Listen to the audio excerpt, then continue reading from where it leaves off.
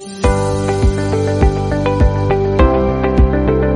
हिंद दोस्तों, today we will be discussion about demand function. यानी हमारा डिमांड वाला चैप्टर चल रहा था और उसमें अपन एक्सेप्शन ऑफ डिमांड तक पढ़ चुके हैं और अब अपन चर्चा करेंगे किसके बारे में, डिमांड फंक्शन के बारे में, यानी मांग फलन के बारे में अपन चर्चा करेंगे। Demand function, demand function, okay.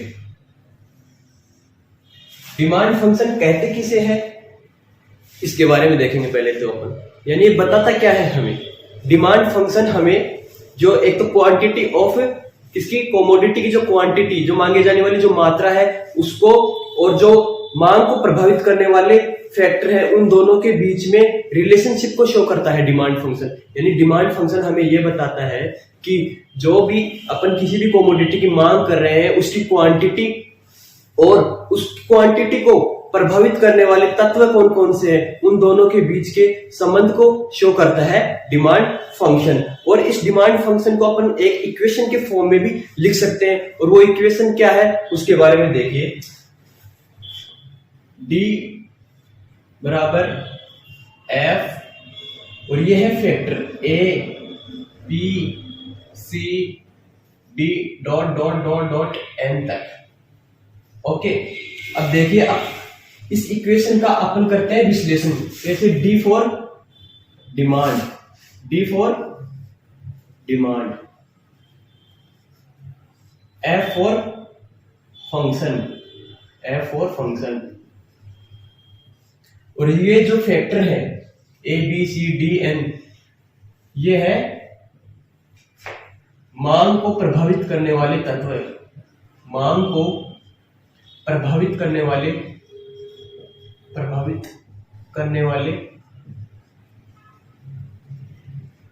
तत्व या फैक्टर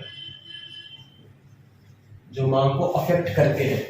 ठीक है, यानी इन फैक्टर्स में प्राइस तो शामिल है ही, और साथ में अन्य फैक्टर जैसे कस्टमर की taste and preference, okay, credit policy, consumer की इनकम, रिलेटेड गुड्स की प्राइस, और प्राइस ऑफ कमोडिटी तो मैं बता ही दिया वो, और जैसे मान लो कुछ भी टैक्सेशन पॉलिसी, मान लो बहुत से फैक्टर है, कोई ये मौसम मान लो विंटर या फिर जैसे गर्मी वाला जो सीजन होता है, उनकी इनमें चेंजेस होने की वजह से भी मांग परिवर्तित होती रहती है।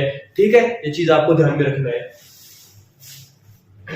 इनमें देखिए D4 हो गया डिमांड, ये तो है डिपेंडेंट वेरिएबल, ये तो है dependent variable, dependent variable, dependent variable.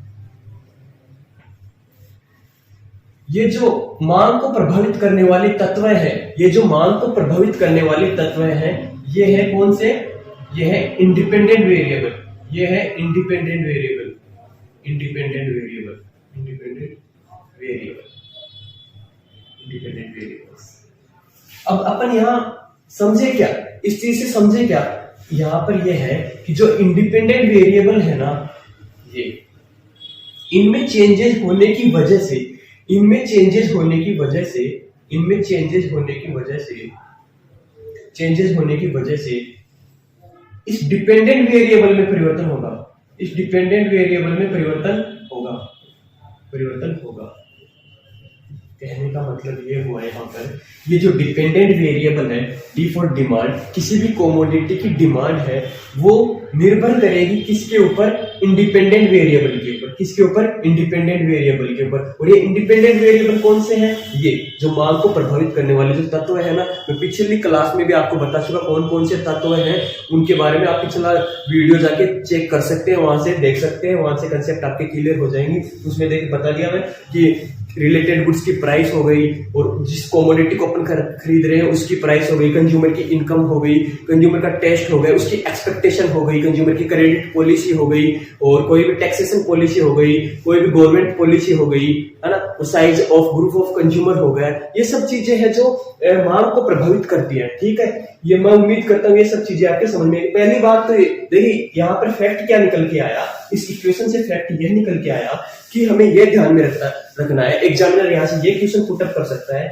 कि जो डिमांड होती है वो इंडिपेंडेंट वेरिएबल या डिपेंडेंट वेरिएबल। तो आंसर हमें ये देना है, वो डिपेंडेंट वेरिएबल है, वो डिपेंडेंट वेरिएबल है, वो स्वतंत्र चर है, वो स्वतंत्र चर है जो कि निर्भर करता है अन्य फैक्टर्स पर, जो भी मांग को प्रभावित करने वाले तत्व हैं उनके ऊपर निर्भर करती है। ये जो डिमांड है वो, है ना, यानी डिमांड डिपेंडेंट वेरिएबल है। और जो अब बात आ जाए कि जो अन्य बातें होती है, जो अन्य तत्व होते हैं, जो मांग को प्रभावित करने वाले तत्व होते हैं, वो डिपेंडेंट वेरिएबल है या इंडिपेंडेंट वेरिएबल, तो वो होगा इंडिपेंडेंट वेरिएबल है, वो स्वतंत्र चर है। सॉरी, मैं यहाँ पे डिपेंडेंट का हिंदी में गलत बता दिया, यहाँ पर होगा ये है जो आश्रित चर है, ये है जो आश्रित चर है, और ये है जो स्वतंत्र चर है, ये स्वतंत्र चर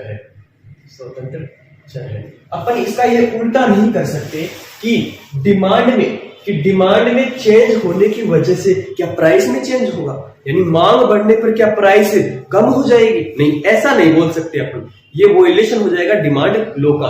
हाँ, ये सही है कि जो डिमांड है वो डिपेंड करती है किसके ऊपर, जो मांग को प्रभावित करने वाले तत्व हैं उनके ऊपर डिमांड निर्भर करती है, ये इंडिपेंडेंट वेरिएबल्स होते हैं। ठीक है, ये चीज आपको ध्यान में रखनी है। इस फंक्शन से आप, मैं उम्मीद करता हूँ ये समझ गए होंगे। पहली बात तो ये कि अभी क्वेश्चन आ जाए कि डिमांड फंक्शन होता क्या है, किसके रिलेशनशिप को शो करता है डिमांड फंक्शन, तो हमें उत्तर देना है कि अपन जिस भी कमोडिटी की मांग कर रहे हैं उसके बीच में और जो उसको मांग को प्रभावित करने वाले तत्व हैं उन दोनों के रिलेशनशिप को शो करता है डिमांड फंक्शन।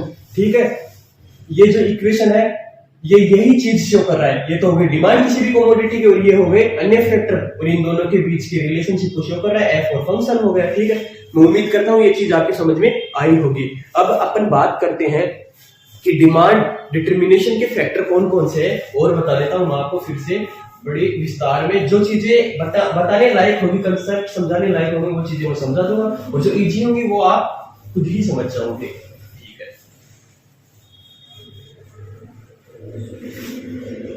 मैं बताता हूं आपको डिटर्मिनेंट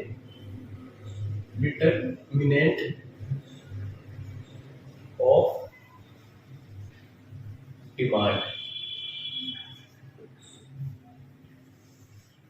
डिटर्मिनेंट ऑफ डिमांड कौन कौन से हैं, इनकी चर्चा करने से पहले मैं ये बताऊंगा आपको कि डिमांड मुख्य रूप से दो प्रकार की होती है। एक तो होती है इंडिविजुअल डिमांड, एक तो होती है इंडिविजुअल डिमांड,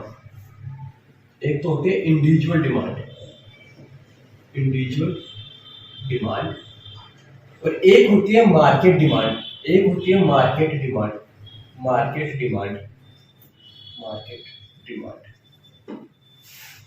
अब इंडिविजुअल डिमांड होती कौन सी है और मार्केट डिमांड होती कौन सी है, इसके बारे में देखते हैं। इंडिविजुअल डिमांड नाम से ही क्लियर है, पर्सनल, यानी अपन इंडिविजुअल डिमांड कहेंगे किसे, कि इंडिविजुअल डिमांड का अर्थ यह होगा कि अपन किसी स्पेसिफिक कस्टमर का अध्ययन या स्टडी कर रहे हैं, उसकी मांग की स्टडी कर रहे हैं, तो वो होगी इंडिविजुअल डिमांड। यानी मैं कहूं कि एक्स नाम का कोई व्यक्ति है, वो हर महीने इस कोमोडिटी की इतनी प्राइस के ऊपर इतनी क्वांटिटी खरीदता है, तो वो हो गई क्या, इंडिविजुअल डिमांड। यानी यहां पर एग्जांपल दूं मैं, यहां पर एक स्पेसिफिक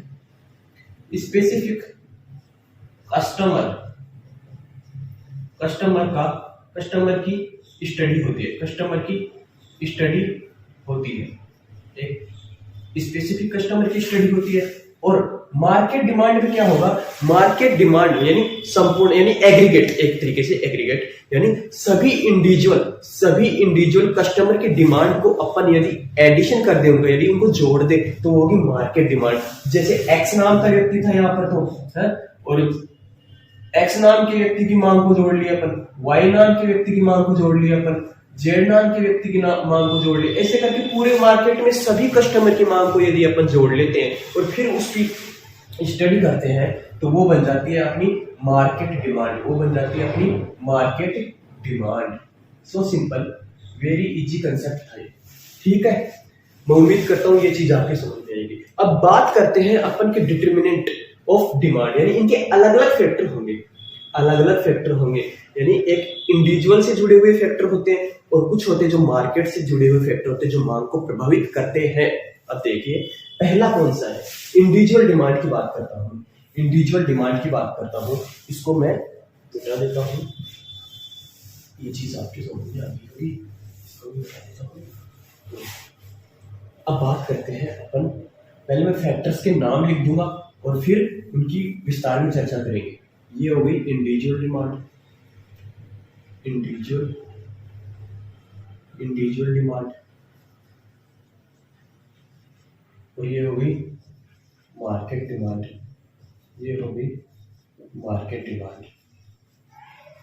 अब इंडिविजुअल डिमांड का पहला फैक्टर कौन सा है, जो कि एक व्यक्तिगत मांग को प्रभावित करता है, प्रभावित करते हैं, यानी उनमें चेंजेस होने की वजह से मांग में भी परिवर्तन हो जाता है, मांग में भी चेंजेस आ जाता है। पहला तो सिंपल है, एक तो जो अपन जो कमोडिटी खरीद रहे हैं उसकी प्राइस हो जाएगी, प्राइस ऑफ कमोडिटी, यानी जो वस्तु अपन खरीद रहे हैं, जिसकी मांग कर रहे हैं, उसकी प्राइस में यदि चेंजेस आ जाता है तो मांग में भी परिवर्तन हो जाएगा। सेकंड पॉइंट आता है रिलेटेड गुड्स की प्राइस में, रिलेटेड गुड्स की प्राइस में चेंजेस, रिलेटेड गुड्स की प्राइस में चेंजेस होने की वजह से, चेंजेस होने,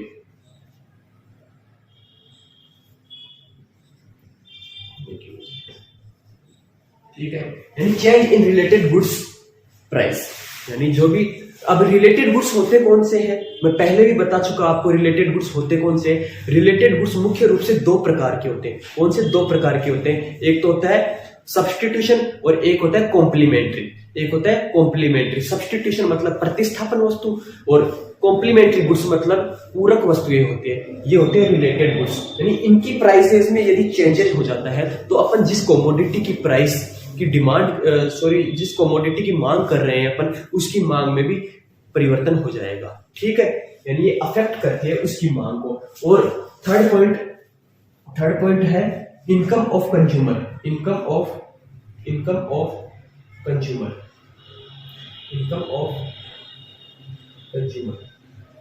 यानी एक ग्राहक की इनकम में यानी आय में परिवर्तन हो जाता है तो उसकी वजह से भी मांग में परिवर्तन हो जाता है। इसकी विस्तार में अपन चर्चा करेंगे।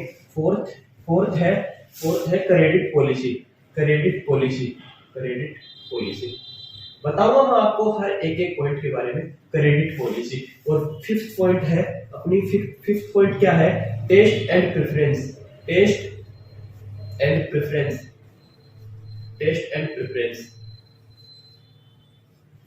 यानी टेस्ट एंड प्रेफरेंस में यदि परिवर्तन हो जाता है उसकी वजह से भी डिमांड में परिवर्तन हो जाता है, ठीक है। अब अपन वन बाय वन इनकी एक थोड़ी ब्रॉड ओवरव्यू ले लेते हैं, ठीक है। मैं ये मिटा देता हूं, ये भी मिटा देता हूं। पहला पॉइंट क्या था, price of commodity, price of commodity, यानी ये तो सो सिंपल पॉइंट है, बार बार यही रिपीट हो रहा है मांग के अंदर कि यदि किसी भी कमोडिटी की अपन डिमांड करते हैं तो कब ज्यादा करेंगे, जब उसकी इधर तो लिख देता हूं मैं प्राइस वाला फैक्टर और इधर लिख देता हूं डिमांड वाला फैक्टर, एक मतलब चित्र के फॉर्म में मैं आपको यहाँ पर बता देता हूँ और उन चित्र आप नोट्स बना लेना इनके। यदि आप उनको फिर देख जाओगे एक बार में, थ्योरी पढ़ने की ज्यादा जरूरत नहीं है, आप उनको एक बार निकाल लोगे ना आंखों से ही तो आपकी सब चीजें ध्यान में रहेंगी। यदि प्राइस यदि प्राइस यदि किसी कमोडिटी की इंक्रीज हो जाती है, यदि प्राइस किसी कमोडिटी की इंक्रीज हो जाती है तो उसकी डिमांड ग्राहक कम कर देगा, उसकी डिमांड ग्राहक कम कर देगा। और यदि किसी कमोडिटी की प्राइस यदि कम हो जाती है तो डिमांड बढ़ा देगा, डिमांड बढ़ा देगा। ठीक है, प्लस माइनस प्लस, ये चीज आपके समझ में आ गई होगी।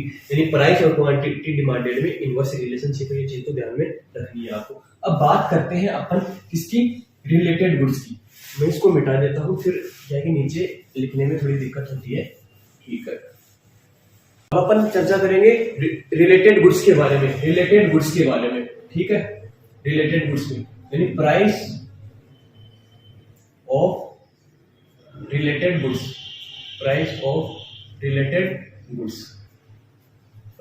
रिलेटेड गुड्स यानी रिलेटेड गुड्स की प्राइस में परिवर्तन होने की वजह से भी मांग में परिवर्तन हो जाता है, वो भी उस कमोडिटी की मांग को क्या करती है, अफेक्ट करती है, है ना। तो रिलेटेड गुड्स होते कौन से हैं? रिलेटेड गुड्स मुख्य रूप से दो प्रकार के होते हैं। कौन से होते हैं? एक तो होगा कौन सा, एक तो होगा सब्स्टिट्यूशन गुड्स, सब्स्टिट्यूशन गुड्स, और एक होगा complementary goods, complementary goods. Okay, देखिए दो प्रकार के होते हैं। ये होता है प्रतिस्थापन वस्तु, ये होते हैं पूरक वस्तु यानी एक कपल के रूप में ही यूज की जाती है। एक के बिना दूसरा अधूरा है, ये ध्यान में रखना आपको। सब्स्टिट्यूशन मैं बार बार पहले भी बता चुका आपको, और ये बड़ा ही इंपॉर्टेंट होता है। और यहाँ पर मतलब कि स्टूडेंट कंफ्यूज भी रहते हैं इन दोनों में कि देखिए सब्स्टिट्यूशन, इनका बेस्ट एग्जांपल सब्स्टिट्यूशन का है टी एंड कॉफी। यहाँ पर यानी इनकी वजह से भी मांग का जो वक्र का जो ढलान होता है वो ऋणात्मक होता है, लेकिन इसकी वजह से नहीं। लेकिन यहाँ पर बात ये ध्यान में रखनी है कि एक्स वस्तु की तो मांगी जाने वाली मात्रा और वाई वस्तु की प्राइस, इन दोनों में क्या होगा? इन दोनों में होगा पॉजिटिव रिलेशन। कैसे, ये देखना आपको। मैं पहले तो प्रतिस्थापन वस्तु की परिभाषा ही बता देता हूं। प्रतिस्थापन वस्तु होती क्या है कि एक वस्तु को छोड़कर अपन किसी दूसरी वस्तु की तरफ चले जाते हैं तो होता है प्रतिस्थापन। अब इनमें मुख्य रूप से तो एग्जाम्पल कौन सा था? एग्जाम्पल था T and coffee, best example सबसे, टी एंड कॉफी। अब मैं इसको पहले ग्राफ की फॉर्म में बताता हूं कि इनमें पॉजिटिव रिलेशनशिप कैसे पाया जाता है। एक वस्तु की तो प्राइस और दूसरी वस्तु की क्वांटिटी। देखिए एक ग्राफ की फॉर्म में मैं बताता हूं। ये देखिए, ये हो गया y-x, ये हो गया x-x। यहां पर मैं दर्शा देता हूं क्या? कॉफी। और यहाँ पर प्राइस वाला फैक्टर शो किया जाता है, यहाँ पर क्वांटिटी वाला फैक्टर शो किया जाता है, और मैं शो कर देता हूं यहाँ पर टी। इनिशियल स्टेज पे मान लो प्राइस ये थी पी, और यहाँ पर मांग कर रहा था क्योंकि इतनी मांग टी की। अब देखिए यार, यदि कॉफी की प्राइस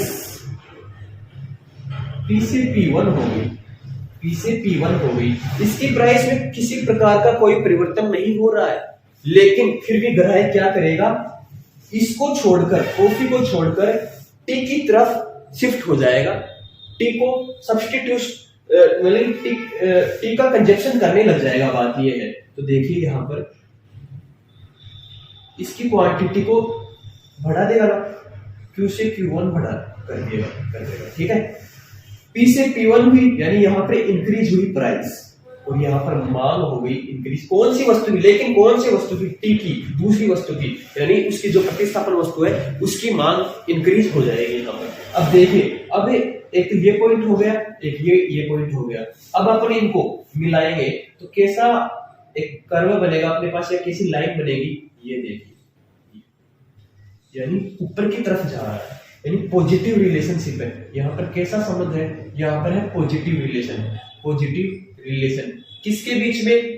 एक्स वस्तु की प्राइस और वाई वस्तु की मात्रा, इन दोनों में पॉजिटिव रिलेशनशिप है। ठीक है, ये चीज आपको ध्यान में रखनी है। इनको कॉम्पिटिटिव गुड्स भी कहा जाता है, यानी इनको कॉम्पिटिटिव गुड्स भी कहा जाता है। वो कहा कि दोनों में प्रतिस्पर्धा होती है, दोनों गुड्स में प्रतिस्पर्धा होती है, इस वजह से इनको कॉम्पिटिटिव गुड्स भी कहा जाता है। ये चीज ध्यान में रखना है। तो इनकी वजह से देखो मांग प्रभावित कैसे हो रही है कि देखिए कॉफी की कीमत में परिवर्तन होने की वजह से, कॉफी की कीमत में परिवर्तन होने की वजह से टी की क्वांटिटी यानी मांगे जाने वाली मात्रा बढ़ जाती है, यानी मांगे जाने वाली मात्रा टी की बढ़ जाती है। ठीक है, तो इसके जो प्राइस है उसमें तो किसी प्रकार का परिवर्तन हो ही नहीं रहा, फिर भी इसमें चेंजेस हो रहा है इसकी मांग में, क्योंकि ये रिलेटेड गुड्स है। ठीक है, मैं उम्मीद करता हूँ ये चीज आपके समझ में आएगी। अब मैं बात करता हूँ कॉम्प्लीमेंट्री गुड्स की। कॉम्प्लीमेंट्री गुड्स का मतलब ये होता है पूरक वस्तु, जो कि एक कपल के रूप में यूज की जाती है, यानी एक के बिना दूसरी अधूरी है, एक के बिना दूसरी अधूरी है। ये चीज ध्यान में रखनी है आपको। और मैं एक बेस्ट एग्जांपल देता हूं आपको, जैसे कार और पेट्रोल, पेन और स्याही, ब्लेड और रेजर, और जुराब और जूता, ये कई चीजें हैं और जनरली अपने को व्यवहारिक रूप में भी ये देखने को मिलती है। देखिए कैसे, एग्जांपल देखिए, कार और पेट्रोल, यदि कार की कीमत बढ़ जाए, यानी इतनी हो जाए कि लोग अफोर्ड ही नहीं कर सकें, यानी उसकी प्राइस ज्यादा हो जाए, यानी कार महंगी हो जाए, तो सीधी सी बात है ग्राहक उसकी मांगी जाने वाली मात्रा को कम करेगा, यानी कार पहले से कम खरीदी जा रही है, तो पेट्रोल को खरीद कर क्या करेंगे? कोई आग थोड़ी लगाएंगे। तो बताओ, यानी कार की जो मांगे जाने वाली मात्रा वो कम हो गई, यानी कार लोग कम खरीदने लगे पहले की अपेक्षा। बट अब क्या हुआ, जो पेट्रोल है, पेट्रोल पहले जितना थोड़ी मांगा जाएगा, क्योंकि कार ही कम है मार्केट में, तो पेट्रोल भी तो कम ही यूज करेंगे लोग, है उतना ही थोड़ी ना उसकी डिमांड को रखेंगे, यानी उसकी डिमांड को कम कर देंगे, पहले की अपेक्षा कम कर देंगे। तो बात यही हुई कि एक की प्राइस यदि इंक्रीज हो जाती है तो दूसरे की मांग क्या होगी, उसकी भी मांग कम हो जाती है, एक की प्राइस इंक्रीज हुई, दूसरे की मांग कम हो गई। तो यानी दोनों में ये दोनों एक तरीके से कॉम्प्लीमेंट्री है, इस वजह से ही तो क्या हुआ, दोनों रिलेटेड गुड्स है, इस वजह से ही तो मांग में परिवर्तन हुआ। देखो इसी तरह मैं आपको एक एग्जांपल देता हूं, देखिए इसका बेस्ट एग्जांपल लिख लो आप, कार एंड पेट्रोल। ठीक है, ये चीज ध्यान में रखना है। जैसे ब्लेड और रेजर, ये देखिए ग्राफ देखिए, ये हो गई y और ये हो गया x। अब मैं यहां पर शो करता हूं कार की प्राइस, और यहां पर मैं शो करता हूं पेट्रोल की क्वांटिटी। पहले कार की प्राइस P थी और पेट्रोल माना कि Q पॉइंट के ऊपर डिमांडेड था, यहाँ पर इतना मांगा जा रहा था। अब कार की प्राइस बढ़कर P1 हो जाती है, यानी अब मांग कार की कम हो जाएगी, क्योंकि प्राइस उसकी इंक्रीज हो गई। अब मांग कम होगी तो पेट्रोल भी तो कम ही खरीदेंगे लोग, यानी इसकी प्राइस इंक्रीज होने की वजह से मांग का प्रभाव किसके ऊपर पड़ा, इसके ऊपर, यानी पेट्रोल की क्वांटिटी अब लोग कम खरीदेंगे, यानी इसकी मांग कम हो गई और इसकी प्राइस इंक्रीज हो गई। अब दोनों के पॉइंट्स को मिला दो, मिला के देखो लाइन कैसा बनेगा, ये ऋणात्मक, यानी नेगेटिव रिलेशन दिख रहा है ना यहाँ पर, यानी दोनों में। अब कहने का निष्कर्ष यही है कि कॉम्प्लीमेंट्री गुड्स में एक वस्तु x वस्तु की प्राइस और y वस्तु की कमोडिटी दोनों में इनवर्स रिलेशनशिप होता है, यानी नेगेटिव रिलेशन, यानी ऋणात्मक संबंध होता है। बट सब्स्टिट्यूशन गुड्स में क्या होगा, x वस्तु की प्राइस और y वस्तु की क्वांटिटी दोनों में क्या होगा, पॉजिटिव रिलेशनशिप होता है। ये चीज ध्यान में रखनी है आपको। ये जॉइंटली यानी एक साथ यूज की जाती है, यानी कपल के रूप में काम यूज की जाती है। ठीक है, मैं उम्मीद करता हूं ये चीजें आपके समझ में आई हुई।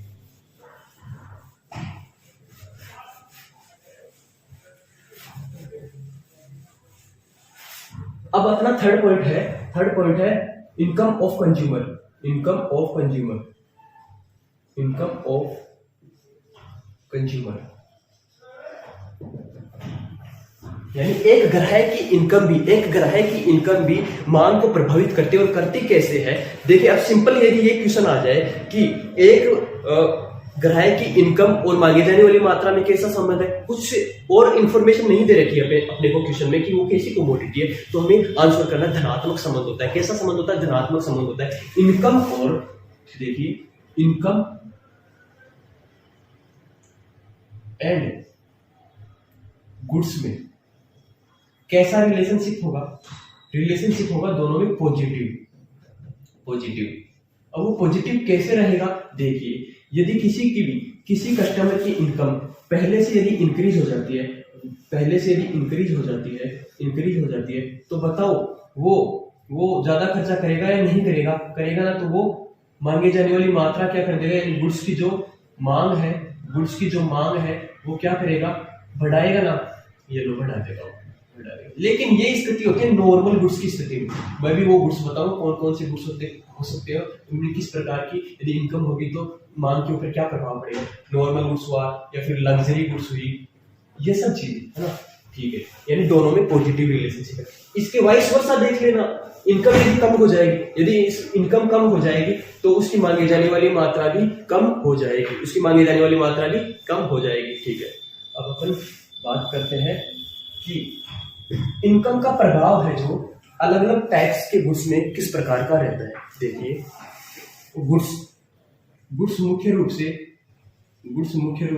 तीन प्रकार के हो सकते हैं। गुड्स मुख्य रूप से तीन प्रकार के हो सकते हैं। कौन कौन से? एक तो नॉर्मल गुड्स,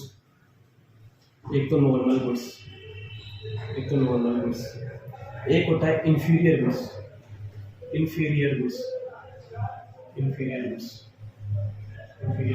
और एक होता है नेसेसरी। सॉरी मीनिंग यदि गलत हो जाए तो आप कीजिएगा। नेसेसरी गुड्स यानी ऐसे गुड्स जो हमें बहुत ही आवश्यक है, हम डेली उनका कंजप्शन करते हैं, उनके बिना अपन जीवन नहीं जी सकते, यानी इनके बिना अपना जीवन यापन नहीं हो सकता, ठीक है। जैसे फूड हो गया, साल्ट हो गई, यानी महत्वपूर्ण कमोडिटी जो हमें आधारभूत कमोडिटी होती है ना, वो पानी हो गया, साल्ट हो गया, खाना हो गया अपना, ये सब।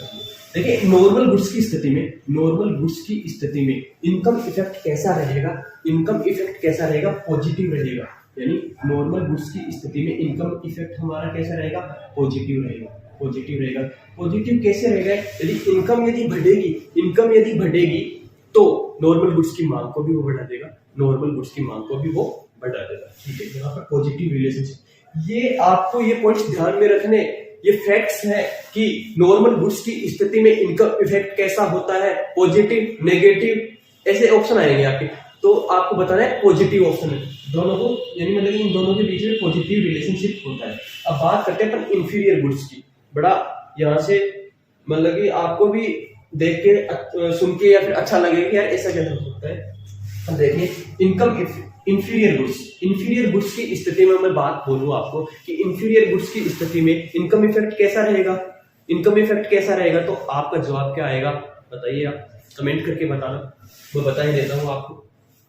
इंफीरियर गुड्स की स्थिति में यदि किसी कस्टमर की इनकम यदि इंक्रीज होती है, इंफीरियर गुड्स पहले तो ये बताओ होते कौन से। इंफीरियर गुड्स का मतलब होता है निकृष्ट वस्तुएं, यानी घटिया किस्म की वस्तुएं। तो मुझे ये बताओ आप, यदि किसी भी कस्टमर की इनकम यदि इंक्रीज होगी तो क्या वो घटिया किस्म की वस्तुएं खरीदेगा? नहीं खरीदेगा। वो अच्छी वस्तुएं खरीदेगा, वो सुपीरियर गुड्स की तरफ जाएगा, वो लग्जरी गुड्स खरीदेगा, वो नॉर्मल गुड्स खरीदेगा, लेकिन इंफीरियर गुड्स नहीं खरीदेगा। तो यहाँ पर इनकम इफेक्ट कैसा रहेगा? यहाँ पर इनकम इफेक्ट रहेगा नेगेटिव।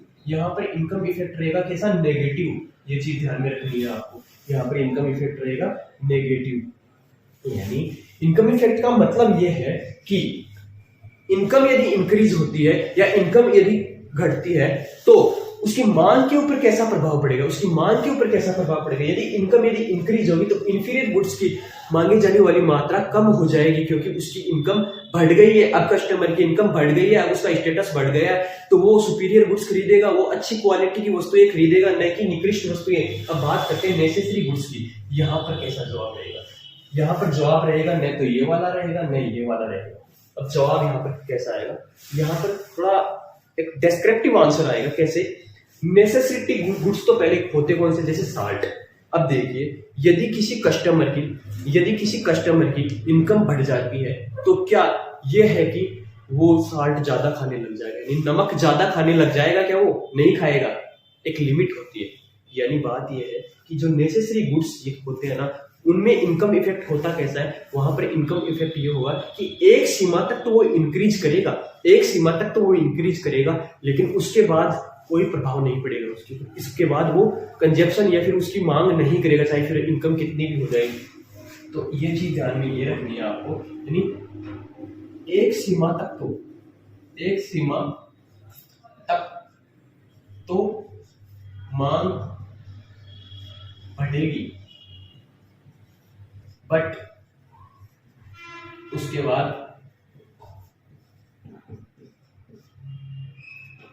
स्थिर नहीं बढ़ेगी, या फिर नहीं बढ़ेगी। तो एग्जाम्पल आपको ये ध्यान में रखनी है। इसका एग्जाम्पल लिख रहा हूं मैं, जैसे साल्ट, जैसे मेडिसिन, ये सब चीजें होती हैं कि अपन इनकम बढ़ती है तो कुछ सीमा तक बढ़ा सकते हैं, लेकिन उसके बाद अपन नहीं, मतलब कि जरूरत ही नहीं होती है हमें। ये थोड़ी ना कि इनकम यदि बढ़ जाएगी तो अपन नमक ज्यादा खाने लग जाएंगे, या फिर मैं यदि बीमार हूं तो टेबलेट ज्यादा लेने लग जाऊंगा, 3 टाइम के बजाय मैं 6 टाइम टेबलेट लेने लग जाऊंगा। ऐसा नहीं होता है, ठीक है। हाँ, कुछ सीमा तक मैं एक स्टोर के तौर पर है कि ताकि फ्यूचर में मेरी किसी प्रकार की मैं स्टोरेज कर सकता हूँ उनका, फ्यूचर को ध्यान में रखते हुए, ठीक है। ये चीज आपकी समझ में आई, क्योंकि बड़े इंपॉर्टेंट है ये ध्यान में रखना, ठीक है।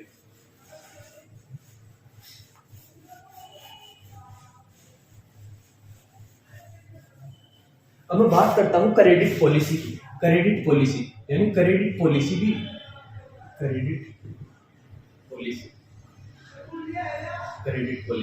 चौथा नंबर पॉइंट है क्रेडिट पॉलिसी। यानी क्रेडिट पॉलिसी भी मांग को प्रभावित करती है, किसी भी कमोडिटी की मांग को प्रभावित करती है, बिल्कुल करती है। कैसे, अब देखिए मैं आपको एक एग्जांपल के थ्रू समझाता हूँ। पहले जो क्रेडिट पॉलिसी होती क्या है, यानी उधार देने की उसकी नीति क्या है, यानी उधार देने की नीति क्या है उसकी, यानी उधार यदि वो बेचता है तो वो पैसा रिकवर करने के लिए कितना टाइम पीरियड देता है, और एक बिजनेसमैन, एक सेल्समैन। तो देखिए अब मैं आपको सीधा एग्जांपल देता हूँ, समझ जाएंगे आप। यदि मुझे एक मोबाइल खरीदना है और मैं मार्केट में गया और मैं वहां जाकर देखता हूं कि एक तो सैमसंग वाला फोन है और एक एमआई वाला फोन है, तो मैं उससे पूछा भैया पेमेंट किस हिसाब से लोगे, तो उन्होंने मुझे बताया यदि आप 12, मतलब की बात यह है, उन्होंने बताया कि आप 12 महीने के अंदर अंदर इसकी इंस्टॉलमेंट पे कर सकते हैं, यानी 12 मंथ की ईएमआई पर मुझे वो फोन प्रोवाइड करवा रहे हैं, बोल रहे हैं कि आप 12 महीने में हम आपकी इंस्टॉलमेंट बना देंगे और आपको 12 महीने के अंदर अंदर इसका पूरा पेमेंट करना होगा।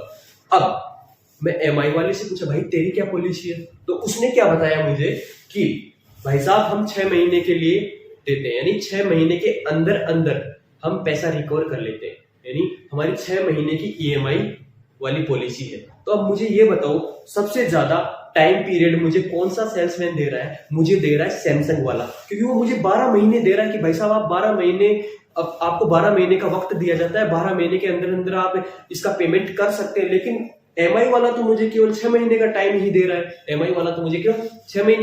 रहा है, तो बताओ मेरे लिए बेस्ट कौन सा है, मेरे लिए सैमसंग वाला बेस्ट है, क्योंकि मैं वो चूज करूंगा। मुझे पता है कि अभी मेरे पास फाइनेंशियल क्राइसिस है, अभी मेरे पास पैसा है नहीं, तो मुझे एक अच्छा टाइम मिल जाएगा, एक टाइम पीरियड मेरा बढ़ जाएगा कि मैं आसानी से वहां तक जमा करवा दूंगा 12 महीने के अंदर अंदर। तो बस यही है, यानी जो क्रेडिट पॉलिसी मेरे अनुसार अच्छी रहेगी, फेवरेबल रहेगी, मेरे अनुकूल रहेगी, मैं उस कमोडिटी की मांग को बढ़ाऊंगा, और जो मेरे अनफेवरेबल रहेगी उसकी मांग को कम कर दूंगा। तो इतना ध्यान में रखना है आपको कि यदि क्रेडिट पॉलिसी किसी भी कमोडिटी की कस्टमर के अनुसार फेवरेबल फेवरेबल फेवरेबल है। यदि फेवरेबल है तो उसकी डिमांड को क्या कर देगा, उसकी डिमांड को कर देगा इंक्रीज, उसकी डिमांड को कर देगा इंक्रीज, उस कमोडिटी की डिमांड को कर देगा इंक्रीज, है ना। और यदि यदि अनफेवरेबल है, यदि अनफेवरेबल है तो उस कमोडिटी की मांग को कर देगा डिक्रीज कर देगा। ठीक है, डिक्रीज या फिर डिक्रीज। मैं उम्मीद करता हूँ ये चीज आपकी समझ में आई होगी। ठीक है, अब अपन बात करते हैं consumer expectation, consumer expectation, consumer expectation, consumer consumer expectation, consumer expectation. Consumer expectation में क्या होता है कि एक ग्राहक ये सोचता है कि फ्यूचर में जाकर किसी कमोडिटी की प्राइस इंक्रीज हो जाएगी तो वर्तमान में उसकी मांग को ज्यादा कर देगा, क्योंकि वो सोचेगा कि फ्यूचर में जाकर तो इसकी मांग मतलब सॉरी इसकी प्राइस है ये महंगी हो जाएगी तो मैं अभी खरीद लेता हूँ, अभी इसका स्टोरेज कर लेता हूँ। यदि फ्यूचर की प्राइस, यदि फ्यूचर प्राइस इंक्रीज होते हैं, यदि ये सोच के चलता है कि बढ़ जाएंगी, इंक्रीज होंगी, तो वर्तमान में उसकी मांग क्या हो जाएगी, बढ़ जाएगी। वर्तमान में उसकी मांग क्या हो जाएगी, एट प्रेजेंट वो मांग को बढ़ा देगा। और यदि फ्यूचर में ये मान के चलता है कि इसकी प्राइस हो जाएगी कम, इसकी प्राइस हो जाएगी कम, तो वो क्या करेगा कि फिर वो क्या सोचेगा कि यार फ्यूचर में तो इसकी प्राइस कम होगी तो मैं फ्यूचर में खरीद लूंगा ना, अभी क्यों खरीदूं मैं, तो वो कर देगा उसकी मांग को कम, तो वो कर देगा उसकी मांग को कम। ये चीज ध्यान में रखनी है आपको। मैं उम्मीद करता हूँ ये सब पॉइंट्स आपके बिल्कुल अच्छे तरीके से समझ में आए होंगे। और यहाँ से मतलब अपन थ्योरेटिकल पोर्शन समझ के ये छोड़ देते हैं, लेकिन यहाँ से बार बार क्वेश्चन पुटअप होते हैं क्योंकि कंसेप्ट होती है चीजें और फैक्ट्स भी निकलते हैं। मैंने फैक्ट्स भी बताया था आपको कि चले जो पॉइंट्स थे वहां पर कि इनको जैसे कॉम्पिटिटिव गुड्स कहा जाता है, इनको ये सब चीजें आपको ध्यान में रखनी है। अब बात आती है taxation policy, taxation policy, taste and preference, sorry माफ कीजिएगा, प्रेफरेंस, टेस्ट एंड प्रेफरेंस। यानी यदि ग्राहक का टेस्ट और प्रेफरेंस भी चेंज हो जाता है तो उसकी वजह से भी किसी कमोडिटी की मांग है वो प्रभावित होती है।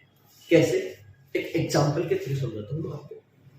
मान लो एग्जांपल क्या, मैं आपको पहले वैसे ही बता देता हूँ। किसी भी कोमोडिटी को लेकर आपका टेस्ट और प्रेफरेंस यानी आपका उस कोमोडिटी में इंटरेस्ट अब रहा ही नहीं, तो बात ये बताओ मुझे, तो उसकी प्राइस चाहे कम हो तो आपको मतलब क्या है, आप खरीदोगे नहीं उसको, उस कोमोडिटी को खरीदोगे नहीं है। अब मुझे ये बताओ, मैं जैसे कॉमर्स का स्टूडेंट हूँ, मैं कॉमर्स का स्टूडेंट हूँ और मुझे कोई साइंस की बुक या फिर केमिस्ट्री वाली कोई किताब लेके मुझे कोई सेल्समैन बोले कि भाई साहब ये लो आप इसके, मैं आपको ये है तो ये 200 रुपए की, लेकिन मैं आपको 50 रुपए में दे रहा हूँ, तो मैं बताऊँ मैं क्यों लूंगा, वो मेरे काम की नहीं है, वो मेरे समझ में नहीं आएगी पढ़ने, कोई माथा खराब थोड़ी करवाना है मेरा। ठीक है, बात यही तो है। देखो यदि किसी भी कोमोडिटी में यदि अपना इंटरेस्ट नहीं होता है ना, तो भी अपन उसकी मांग को कम कर देते हैं, तो उसकी मांग को हम कम कर देते हैं। यानी टेस्ट एंड प्रेफरेंस भी किसी कमोडिटी की मांग को प्रभावित करता है। यदि मेरा किसी चीज में इंटरेस्ट हो जाता है, किसी कमोडिटी में इंटरेस्ट हो जाता है, तो फिर चाहे वो महंगी ही क्यों ना हो जाए, फिर भी मैं वो खरीदूंगा। अब बात ये, अपन किसी शराबी की बात कर लेते हैं। अब मुझे कोई शराब पिलाए, अब मुझे कोई फ्री में भी दे, तो मैं क्यों खरीदूंगा उसको, मतलब उसको लूंगा क्यों मैं उस बोतल को। और यदि वही बोतल यदि किसी शराबी को दे दी जाए तो वो उसके मतलब ज्यादा पैसे चुकाने के लिए भी तैयार हो जाएगा, क्योंकि उसका इंटरेस्ट है उसमें। ठीक है, ये चीज आपके समझ में आई होगी। यदि टेस्ट एंड प्रेफरेंस फेवरेबल है, यदि उसके अनुकूल है, फेवरेबल है, यदि फेवरेबल मतलब अनुकूल है, तो उसकी मांगी जाने वाली मात्रा में स्वतः ही बढ़ा दूं, यानी मांग बढ़ जाएगी। यदि अनफेवरेबल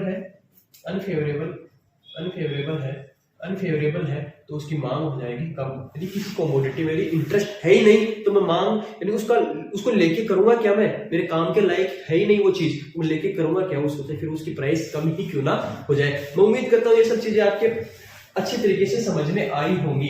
ठीक है, ओके।